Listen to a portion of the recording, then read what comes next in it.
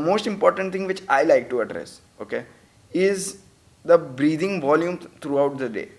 If you're breathing heavy throughout the day, you cannot automatically assume that you'll breathe light throughout the night. Breathing gets difficult, that's when we realize the importance of breathing. Mouths are not meant to breathe. The whole body's mechanism is designed in a way where we breathe through our nose. Okay. Yeah. So first thing is nasal breathing. So people ask me, is nasal breathing important? I say it's not important.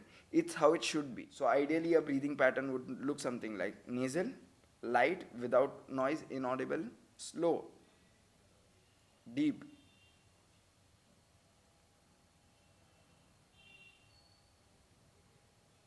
This should be the graph.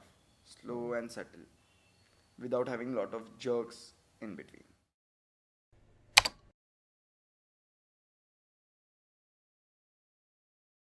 Also, in this age, from 25 to 30, a lot of my friends are, getting into marriage and everything. They are looking for partners, but they always face one problem or one question that, keeps them, a bit backward is, do they snore? This has been a common question, so they also, try to ask the other person as well. Yeah. So this happens both ways, like, male and female. Yeah. So I'm glad there's a new issue coming up, a new compatibility issue coming up of snoring. Yeah. So snoring has various channels to it. So one is mouth snoring and one is nasal snoring. There are two types of snoring. So basically mouth snoring happens something like it happens through the mouth. Simple solution is to close the mouth. Okay. And especially while sleep, people can use a sleep tape. So a lot of my clients use a sleep tape.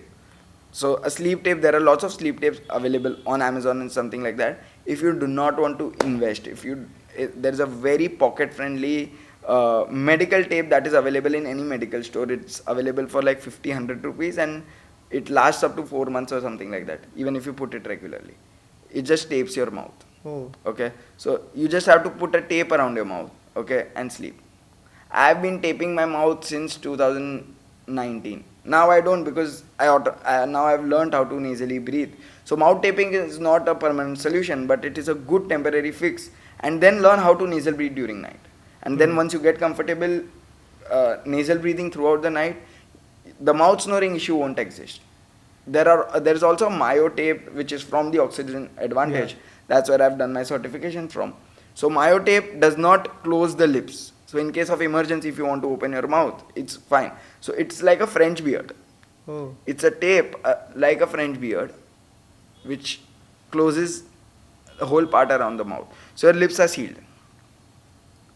The other thing which people wear is, you've seen Sikhs, Sardars wearing this in order to keep their turban intact or whatever it is. So people use this so that their jaw doesn't drop and they don't mouth breathe. Oh. So there are lots of products where you can find a solution to mouth breathing during the night, which will decrease the mouth snoring. Second problem is nasal snoring. So nasal snoring can happen due to multiple reasons. One reason is an anatomical reason. If your anatomy in such a way that you have forward head posture and everything, where your airway is compressed. Okay. So first of all, let's understand snoring. Why snoring happens? Your oxygen requirement is X. Pipe is of this width. Yeah. So now if I suppress the diameter of the pipe, it will need more force to go there. Yes. Okay. So if it's a water, we open, like we increase the force of the tap. So our body increase the force of the tap, and that's how we breathe heavily in order to get the air there. So that's why snoring happens. So nasal snoring, one reason is an anatomical reason if you have postural issues. Second reason is if you have excessive fat here. So for that, weight loss works. Okay. You'll see many men and women both after a certain age, if they are obese in nature, they will have somewhat, like a lot of percentage of people will have a habit of snoring. Okay. So for them, the one solution is to like lose some weight and lose some fat in their jaw region especially, so that the airway is open. But the most important thing which I like to address, okay, is the breathing volume throughout the day. If you're breathing heavy throughout the day, you cannot automatically assume that you'll breathe light throughout the night. Your breathing habits throughout your waking hours reflects your breathing habits during your sleep. So the thing is to improve your breathing, make your breathing light, subtle, and not noisy during the day, so that the same habit reflects during the night. So that's what I predominantly work on, because anatomical issues and everything can be worked on, but breathing volume is an immediate fix which you can do. True. If you just change your breathing volume during the day, you can fix your nasal snoring during the night too. And if there's a tape and everything, the mouth is closed and your nose breathing is light, Yeah. you will not require you won't, your body will not feel a need to snore. And snoring drastically reduces your sleep quality, drastically, like I'd say by 70%. Oh, If that you is breathe really light and sleep with your mouth closed, the sleep quality is just you feel tired after 9 hours of sleep when you mouth breathe and snore, Hmm. because body has done so much activity. It is not supposed to do activity during the night, but it has wasted a lot of energy just in breathing. Oh. When you just breathe right, body is focused on recovery, the recovery is better, the sleep scores are great. So it by 60-70% it can increases the sleep quality. When it comes to snoring, is there a different method that a man versus a woman should follow? Not necessarily a different method, because I would more look at the genetic structure of a person.